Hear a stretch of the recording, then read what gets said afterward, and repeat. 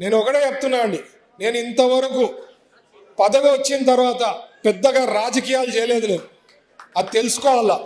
నన్ను రాజకీయాలు చేసి నన్ను గెలకాలనుకుంటే ఇంకా నా స్ట్రాటజీ ముందు ఎవడు పనికిరాడండి. అది నేను తెలుసు, వాళ్ళకి నేను చెప్పదలుచుకున్నా. అంతకుముందు మంత్రులైనారు, చాలామంది మంత్రులైనారు.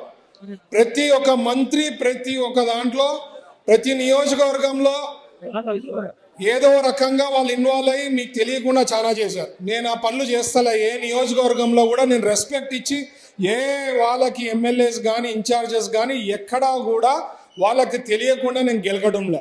సో నేను అనేది మైండ్లో పెట్టుకోండి. నేను మంత్రి ఉంటా, 5 ఏళ్ళు కాదు, తెలుగుదేశం పార్టీ ఉన్నన్నాళ్ళు నేను మంత్రి ఉంటా. ఇక్కడ మీరు గెలిపిస్తా పోండి. ప్రజలకి సేవ చేసేదానికి అదృష్టం ఉంటుంది. ఎందుకంటే లోకేష్ గారికి తెలుసు నేను ఎట్లా అంటుండ అనేది చంద్రబాబు గారికి తెలుసు. మీరు ఎంత చెప్పినా ఎంత గెలికినా అక్కడ ఏమి మారేది ఏమి ఉండదు. సో సబ్జెక్ట్ మీరు తెలుసుకోవాల్సింది ఏమంటే, నన్ను ఊరికే గెలకద్దండి. నా నియోజకవర్గంలో వచ్చి ఏదైనా గెలికేది స్టార్ట్ చేసినారనుకో, నేను వేలు పెట్టినాననుకో, మినిస్టర్గా వేలు పెట్టినారంటే ఆ నియోజకవర్గంలో చాలా మీకే ప్రాబ్లమ్స్ వస్తాయి. సో కైండ్లీ మీ పని మీరు చూసుకోండి. మీ నియోజకవర్గం మీకు ఇచ్చారు, ప్రజలు మీకు ఓటేసి గెలిపించారు.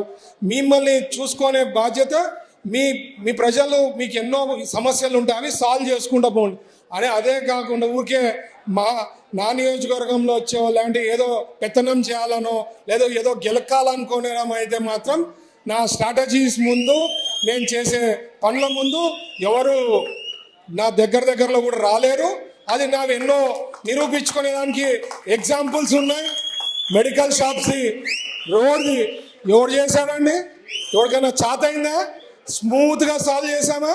సో ఇట్లాంటివి ఎన్నోటి ఉన్నాయి, చెప్పుకుంటా పోతే చాలా ఉన్నాయి. సో నేను చెప్పేది ఏంటంటే, ఎవరి నియోజకవర్గంలో వాళ్ళ ప్రజలు మిమ్మల్ని ఎన్నుకున్నారు, మీ పని మీరు చూసుకుంటే మీకు బాగుంటుంది అనేదే నేను మీకు రిక్వెస్ట్ చేయడం జరుగుతుంది. ఎందుకంటే మనకి ప్రజలు ఓటేసి గెలిపించిన దానికి 5 ఏళ్లలో ఎంత చాతనైతే ఆ నియోజకవర్గం డెవలప్ చేసుకోవాలా, ప్రజలకి సేవ చేయాలా. ఇప్పుడు ఇండస్ట్రీస్ మంత్రిగా నాకు ఇచ్చిన అవకాశం వచ్చింది, ఒక గోల్డెన్ ఆపర్చునిటీ వచ్చింది. ఓరకల్ ఇండస్ట్రియల్ పార్క్లో ఎంత వీలైతే అన్ని ఇండస్ట్రీస్ రావాలి. ఎవరికి ఇండస్ట్రీస్ వస్తే ఎవరికి బాగుంటుంది? ఇక్కడ ఉండేవాళ్ళు మీ అందరికీ, మీ పిల్లలకి, మీ వాళ్ళకి ఫ్యూచర్.